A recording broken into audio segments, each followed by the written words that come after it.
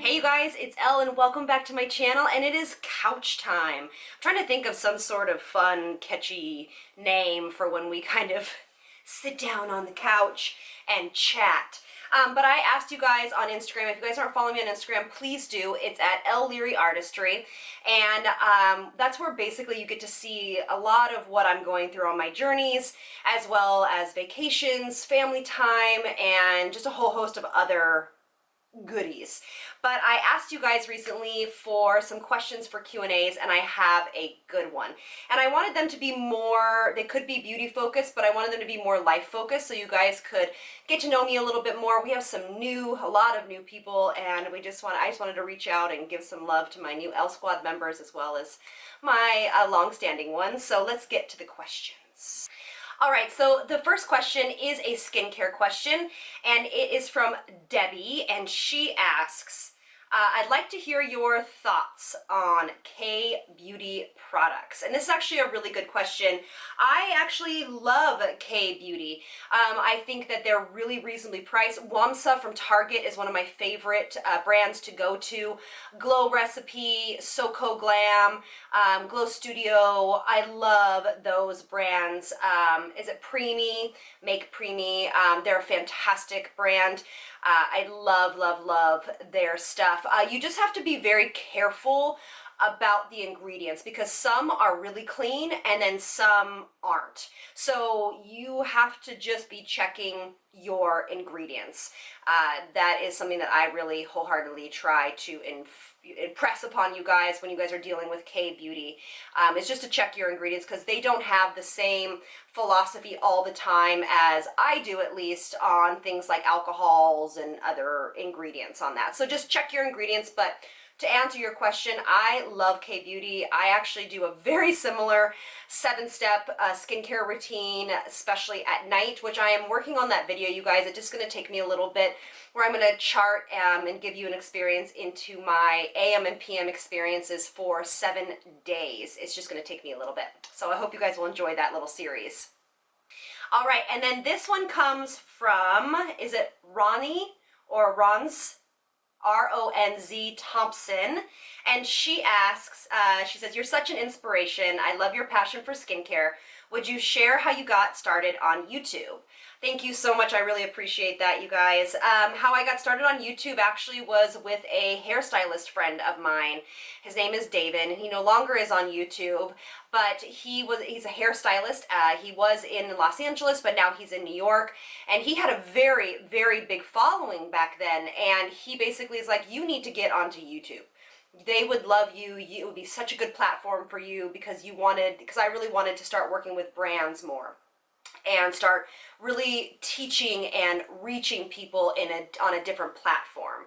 And I wanted to help people feel better about what they were doing. I wanted to inspire, and so he basically helped me. If you look back on my very, very first videos, I have over 450 or 80 videos, but they're my first ones. They're not great, but they were super fun, and he would do the hair and I would do the makeup, and it would just be a really fun time. And that's basically how I got started on YouTube. I wasn't really super serious about it until about a year and a half ago, to be very honest with you. I think I've spoke about this before on some of my other chit chat videos, but it was really about, you know, when I was pregnant, I didn't feel like super amazing. My daughter was born, and then life kind of got in the way and all of that good stuff. And I was trying to find my voice, and I don't think until I was this age I really could find the voice that I wanted to share with you guys. And so that's how I got started on YouTube. I just one day decided, hey, I want to reach some people in a different fashion. I also was seeing that the makeup industry was changing in the format that I was in, celebrity based, and I just needed a different outlet. All right, the next one comes from Kathleen, and she says, hey Elle, I have 2 questions for you. What is your favorite moments from the past weekend? And if you could recommend 2 staple skincare products for teenagers to use and what they would be. meaning what do you wish you could tell your teenage self to start using or even don't use? Those are actually great questions. So let's start with the first one. My favorite 2 moments from the past weekend. I love this question. So last weekend we went to a it's like a music in the park. So basically our community puts on these cover bands, and it was like this jazz, blues, soul, and Derek and I and Gray went. We brought a little dinner. We had sat on, you know, some lawn chairs. We listened to some fun music. Gray and I danced. We had a blast, and that was really, really one of my favorite times from this past weekend. You know, if you guys don't know,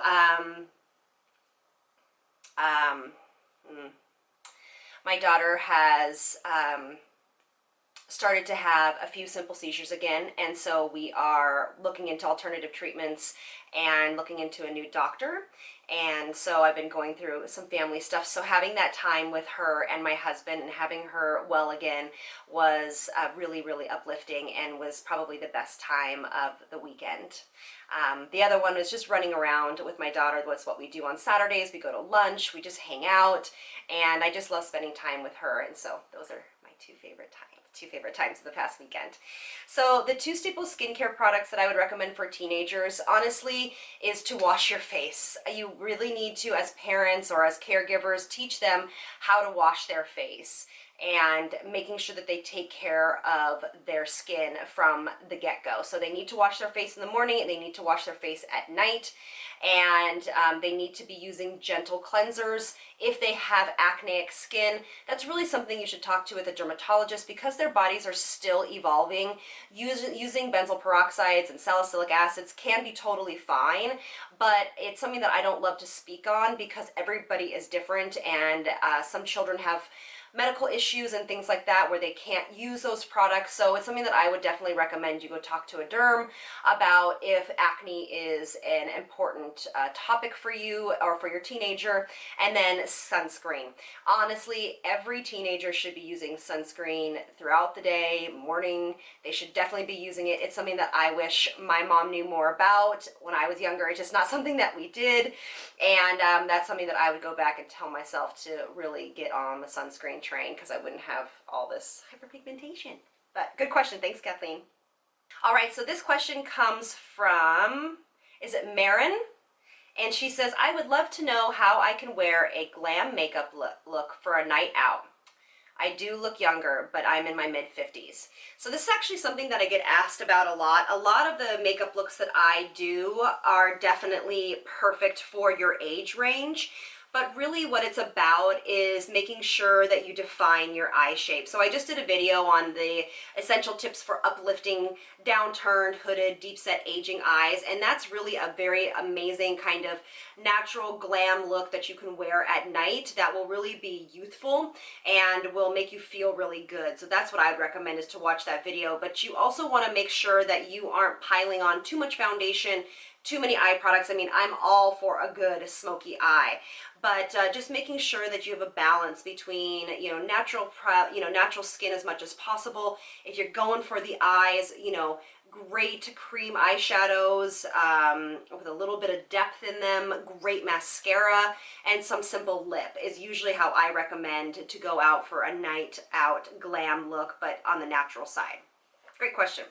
All right, so this one comes from Jamie, and she says, if you could live in another state, which would it be? What is your favorite color, movie, band, ice cream, holiday, food, hobby? I love this. Okay, so if I could live in another state, where would it be? That is so hard because I love California so much, but I actually would love to, now these are gonna be cities obviously, but I would love to live in so Dallas, Texas, I'm really interested in. I think it's such an amazing community. I would love to live in Chicago, maybe not necessarily in the winter, but we're going to go there actually in 2 weeks. I'm really intrigued by Chicago. My husband is from Michigan and spent a lot of time in Chicago. Where else? I would actually love, oops, sorry about that. I would actually love to live in another country, to be honest. I would love to live in Paris. I would actually love to live in British Columbia. I love Canada. I've spent some time there doing press junkets, and I've done the Toronto Film Festival, and I've been a lot of places in Canada, and I really love it there. But there's some places in, you know, in America, in the United States that I haven't been to that I would absolutely love. My girlfriend's from Charlotte, so there's a lot of places that I'd like to start an adventure in for sure. My favorite color actually used to be red. I still love red, but I love a blush. Blush is like my absolute favorite color for the past, I don't know, I'd say 10 years. And it's the color, this is like blush. A lot of my, you'll know my palettes for my business is kind of blush and golds. And so that's my kind of favorite color. My favorite movie, all-time favorite movie, has to be Chorus Line. I've watched it so many times. I used to watch it on my VHS in my room, my big VHS. You guys, if you've had a VHS the size of your like body, like comment below. And that was probably my all-time favorite movie. I loved Pirates of Penzance. Anything that's a musical, I absolutely love. And I do love and yeah, so those are my favorite, all-time favorite movies. I have some others that I really like, but those are ones that I could watch over and again. My favorite band, I don't really have a favorite band, but I love Common. He's one of my favorite artists. I absolutely love Thievery Corporation. There is, the Phantagrams are amazing. They're a newer band, love them. I don't really I like ice cream, but I'm super plain. My vanilla or pralines and cream is like my ultimate to die for. I'm not a huge sweet person. I'm more of a salty person, it's like salty fried person.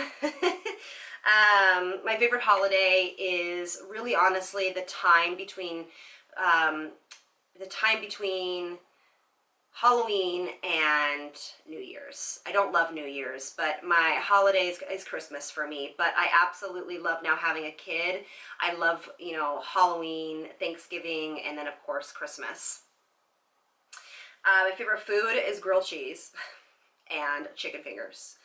My favorite hobby, and it's so funny because I think I talk about this in some of my other videos, is I don't really have a hobby. Makeup was always my hobby. And so I kind of feel like I've incorporated my hobby into my life, and I love makeup. I love beauty. I love researching it. But if I was to pick up my hobby again, my favorite hobby was horseback riding.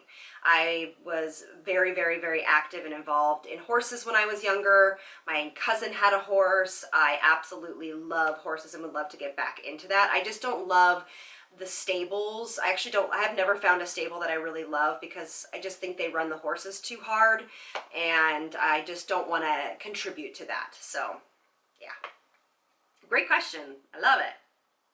So this one comes from Kim. She says, what are some of the very first products you bought when you started wearing makeup, and do you still use them? I actually used to buy the CoverGirl pressed powder. That was all I used to wear.